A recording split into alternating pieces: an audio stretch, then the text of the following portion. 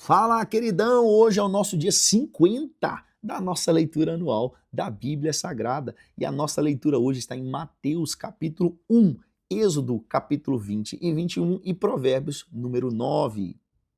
Sempre no início de um livro novo, quando a gente inicia, a gente dá um resuminho ali, uma introdução, né, sobre o que esse livro vai tratar. No livro de Mateus, ele é um evangelho que nós chamamos de evangelho sinótico. Mais para frente a gente vai falar o que é sinótico.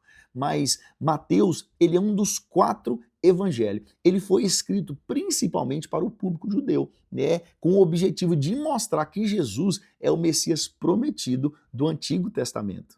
Mateus vai enfatizar o cumprimento das profecias do Antigo Testamento e vai apresentar Jesus como rei e como filho de Davi. E logo no início de Mateus, do versículo 1 até o 17, vai iniciar com a genealogia de Jesus.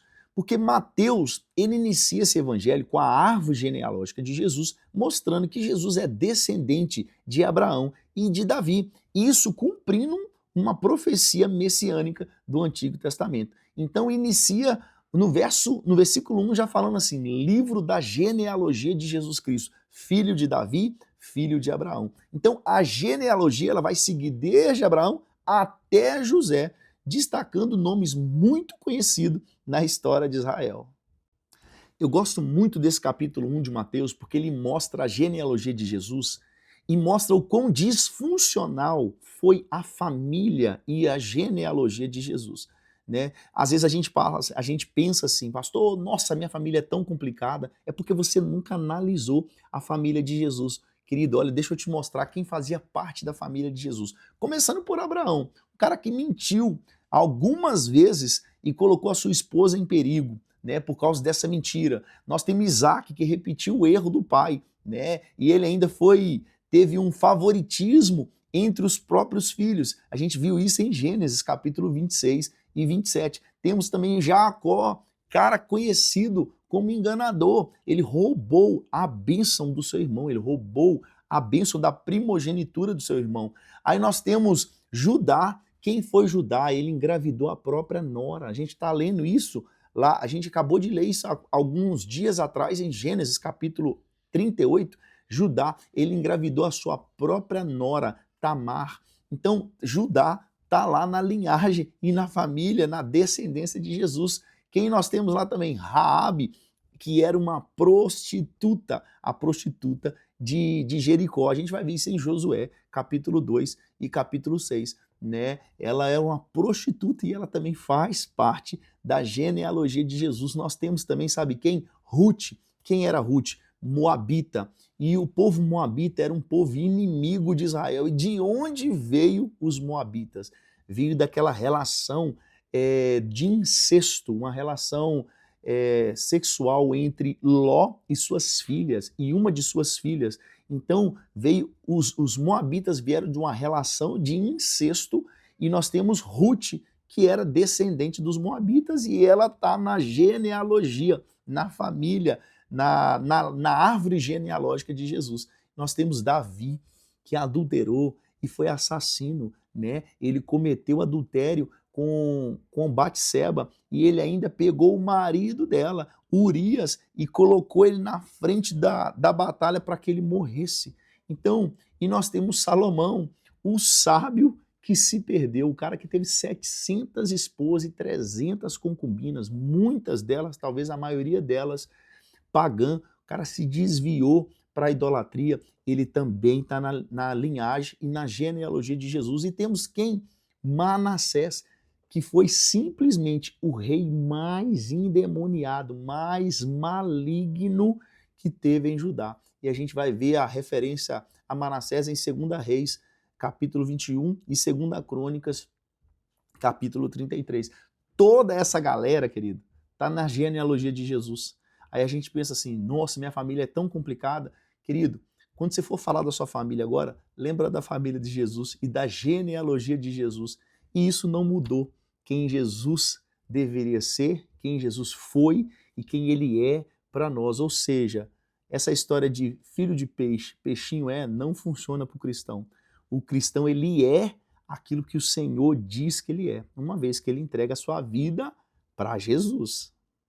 Então, tudo que eu falei aqui está dentro do versículo 1 até o 17, que está falando da família de Jesus, da genealogia de Jesus. Agora, do versículo 18 até o 25, vai falar de fato do nascimento de Jesus. Mateus, ele relata como que Maria ficou grávida pelo Espírito Santo. E José, que era o seu noivo, ele quase rompeu, né, o compromisso que ele tinha com Maria, só que ele recebeu uma revelação de Deus. Aí vem a narrativa do versículo 18 até o 25, falando que Maria ficou grávida pelo Espírito Santo.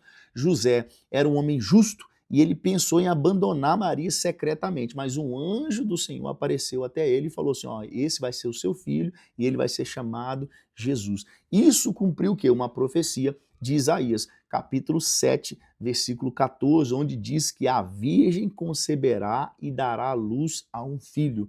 Então José, ele obedece então a Deus e ele toma Maria como a sua esposa. Uma curiosidade, versículo 21, quando fala de Jesus, o nome Jesus ele vem do hebraico Yeshua, que significa o Senhor é a salvação. No versículo 23, quando fala de Emanuel, significa Deus conosco, né? Destacando que Jesus, ele é Deus habitando entre os homens. Outra curiosidade é no versículo 25, quando fala assim que José ele não teve relações com Maria até o nascimento de Jesus. Isso reforça, de fato, o nascimento virginal de Jesus. E Maria foi a bem-aventurada escolhida entre todas as mulheres. Agora nós vamos para Êxodo capítulo 20 e capítulo 21.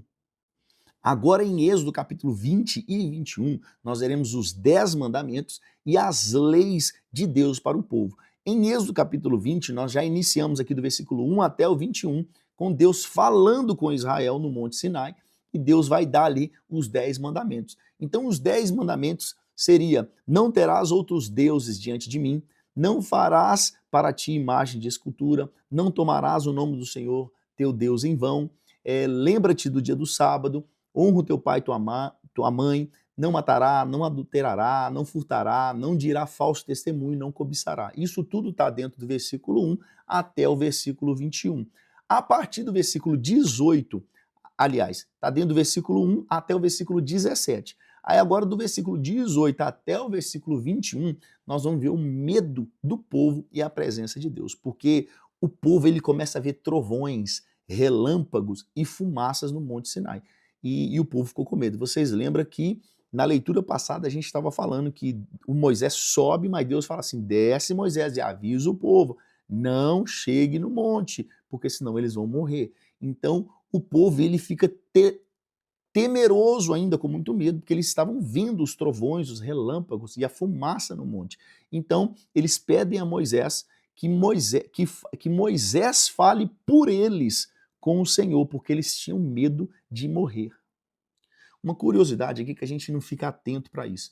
Deus, ele queria que o povo ouvisse a voz dele diretamente, porque Deus falou com Moisés: Moisés, fala com o povo para preparar.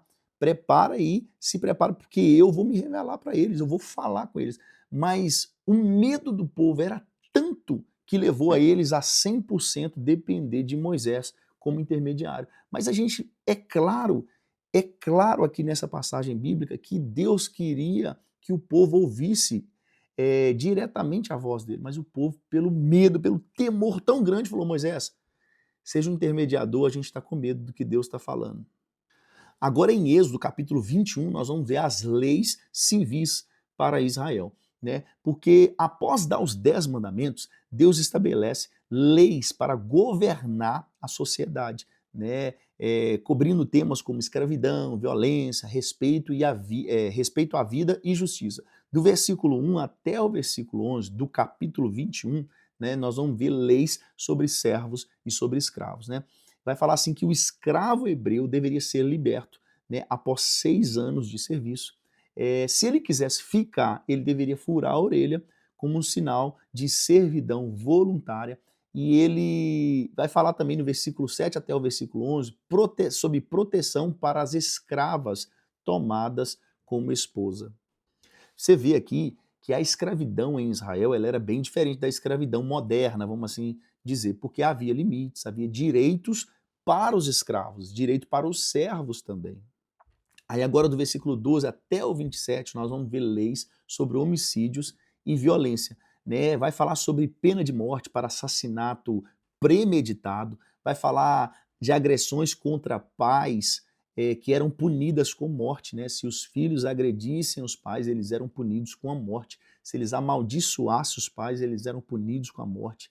Vai falar também que se alguém ferisse outro gravemente, ele deveria indenizar esse outro, né? E fala, se o Senhor ferisse gravemente um escravo, ele deveria ser liberto, né? Uma curiosidade aqui é que essa era uma legislação até meio que avançada para aquela época, né? Porque ela estava protegendo aqueles que eram os mais vulneráveis, ela não estava protegendo os poderosos da época, ela estava protegendo os servos, né? Ou seja, os mais vulneráveis.